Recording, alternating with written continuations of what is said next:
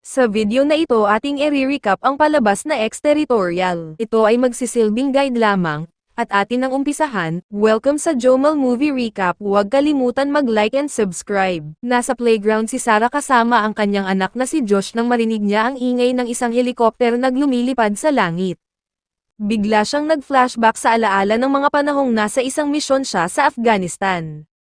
Sa gitna ng kanyang pagbabalik tanaw, isang lalaki ang aksidenteng nabangga siya. Mabilis siyang gumanti at ibagsak niya ito ng madali. Nang makita niya ang kanyang anak, agad niyang naisip kung ano ang kanyang nagawa.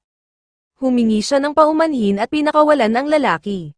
Makaraan ng ilang taon, isinama ni Sarah si Josh sa kanyang trabaho. Habang nasa biyahe sila, nakatanggap siya ng mensahe sa kanyang cellphone mula sa isang lalaking nagpakilalang investigative journalist. May dala raw itong bagong impormasyon tungkol sa nangyari sa kanya sa Afghanistan. Isang video ang ipinadala sa kanya bilang ebidensya. Habang pinapanood ni Sarah ang video, hindi niya ito lubos na maintindihan. Nang lingunin niya ang paligid, napansin niyang nawawala si Josh. Kinabahan siya at dali-daling naghanap. Mabuti na lamang at nakita niya si Josh na nakatayo lamang sa isang sulok. Agad niya itong nilapitan at pinagsabihang huwag siyang iiwan dahil ayaw niyang mawala ito. Pagkatapos ng ilang minuto, natanggap kasi si Sarah sa isang security company sa Amerika. Plano niyang lumipat doon upang makapagsimulang muli at may lapit din si Josh sa pamilya ng ama nito, isang Amerikanong sundalo na nasawi sa isang operasyon sa Afghanistan. Bagamat hindi pa siya lubusang nakaka-recover sa pagkawala ng asawa, pilit pa rin niyang kinakaya. Matapos maisaayos ang mga papeles at habang naghihintay ng tawag sa kanilang flight, pinaglaro muna ni Sarah si Josh sa loob ng playroom habang siya naman ay naghintay sa may pasilyo. Nang tawagin na ang kanilang flight number, mabilis siyang bumalik sa playroom, ngunit wala na roon si Josh. Ngunit at agad na humingi ng tulong sa security team. Ipinagbigay alam niya na maaaring nasa isa sa mga opisina ang kanyang anak, ngunit hindi pinapayagan ng security team na maghalughog ng mga opisina. Kaya dinala siya sa pinuno ng seguridad na si Eric. Binuksan ni Eric ang mga opisina para hanapin si Josh, pero kahit saan sila tumingin ay hindi pa rin nila ito makita. Naluha si Sarah at sinisisi ang sarili sa pagkawala ng kanyang anak. Sinubukan siyang patahanan ni Eric sa pamamagitan ng pagbabahagi ng kwento tungkol sa kanyang sariling anak, at nangakong tutulungan siya. Si Josh, iginiit niya na tingnan ang CCTV, ngunit ayon kay Donovan, wala raw ibang nakapasok kundi siya lang. Wala siyang nagawa kundi tumawag sa pulisya ng Germany upang i-report ang nawawalang anak. Pero sabi ng mga pulis, alam na nila ang insidente. Sa kasamaang palad, hindi pinapayagan ang mga German police na pumasok sa consulate dahil ito ay diplomatic ground. Pinalalabas na si Sarah. Pero tumanggi siya, dahil kung lalabas siya, baka hindi na siya makapasok muli. Dahil wala ng paraan para makipag-usap, lubukang lumabas sa opisina gamit ang dahas. Ngunit pinigilan siya ni Eric at tumawag sila ng German police para siya ay paalisin.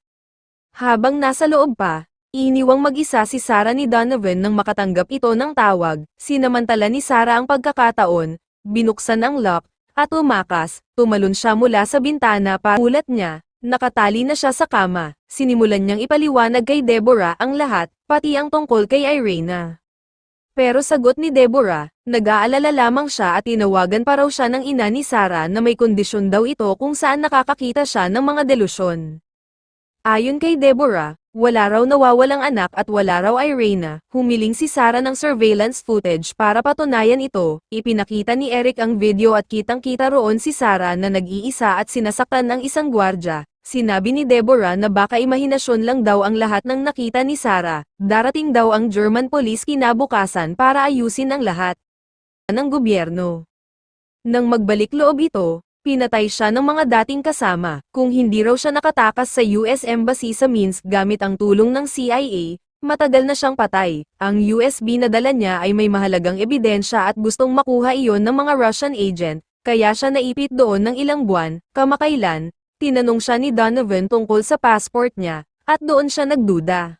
Hindi pa rin kumbinsido si siya. Pinigilan siya ni Sarah at sabay silang lumabas ng bintana upang makaiwas sa mga kamera. Lumusot sila sa gitna ng maraming tao, at walang nakapansin sa kanila hanggang mapansin nilang nasa conference room na sila. Gamit ang internet connection sa lugar, nagpadala si Irene ng mensahe sa konsulado, Umaasang pupuntahan ito ng may-ari ng bag, ilang sandali lang, siya sa kanyang anak.